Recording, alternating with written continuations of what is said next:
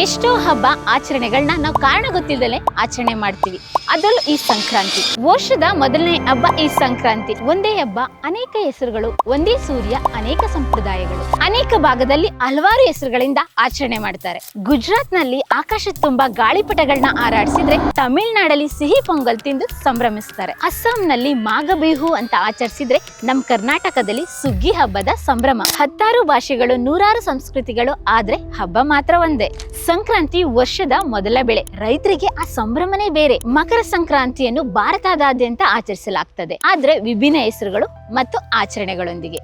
ಗುಜರಾತ್ ನಲ್ಲಿ ಇದನ್ನ ಉತ್ತರಾಯಣ ಅಂತ ಕರೆದ್ರೆ, ಅಸ್ಸಾಂನಲ್ಲಿ ಮಾಘಬಿಹು ಅಂತ ಕರೀತಾರೆ. ತಮಿಳುನಾಡಲ್ಲಿ ಇದು ಸಿಹಿ ಪೊಂಗಲ್, 4 ದಿನಗಳ ಕಾಲ ನಡೆಯುವ ಹಬ್ಬ. ಕೇರಳದಲ್ಲಿ ಸಂಕ್ರಾಂತಿಯನ್ನು ಮಕರ ವಿಲಕ್ಕು ಎಂದು ಕರೀತಾರೆ. ಆಂಧ್ರ ಪ್ರದೇಶ ಮತ್ತೆ ತೆಲಂಗಾಣದಲ್ಲಿ ಇದನ್ನ ಪೆದ್ದ ಪೊಂಡುಗ ಅಂತ ಆಚರಿಸ್ತಾರೆ.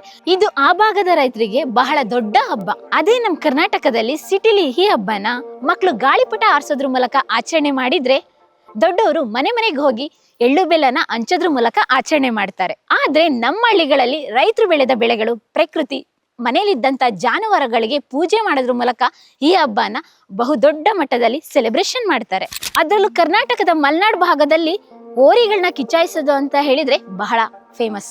ಅದರಲ್ಲೂ ಉತ್ತರ ಕರ್ನಾಟಕ ಭಾಗದಲ್ಲಿ ಕಬ್ಬು ಈ ವರ್ಷದ ರೈತರ ಮೊದಲ ಬೆಳೆ. ಹಾಗಾಗಿ ಬೆಳೆಯೊಂದಿಗೆ ರೈತರು ಈ ಸಂಕ್ರಾಂತಿ ಹಬ್ಬನ ಆಚರಣೆ ಮಾಡ್ತಾರೆ. ವಿಶೇಷ ತಿನಿಸು ಅಂತ ಹೇಳಿದ್ರೆ ಎಳ್ಳು ಬೆಲ್ಲ, ಕಬ್ಬು, ಕಡಲೆಕಾಯಿ, ಅದ್ರ ಜೊತೆಗೆ ಅವರೆಕಾಳು, ಗೆಣಸು, ಈ ಎಲ್ಲ ತಿಂಡಿ ತಿನಿಸುಗಳನ್ನ ಸವಿತಾ ಸಂಕ್ರಾಂತಿಯನ್ನ ಆಚರಣೆ ಮಾಡ್ತೀವಿ. ಪಶ್ಚಿಮ ಬಂಗಾಳದಲ್ಲಿ ಇದು ಪೋಷ್ ಸಂಕ್ರಾಂತಿ, ಉತ್ತರಾಖಂಡದಲ್ಲಿ ಇದು ಗುಗುಟಿಯ ಸಂಕ್ರಾಂತಿ. ಇನ್ನು ಹಲವು ರಾಜ್ಯಗಳಲ್ಲಿ ಹಲವಾರು ಹೆಸರುಗಳಿಂದ ಕರೀತಾರೆ.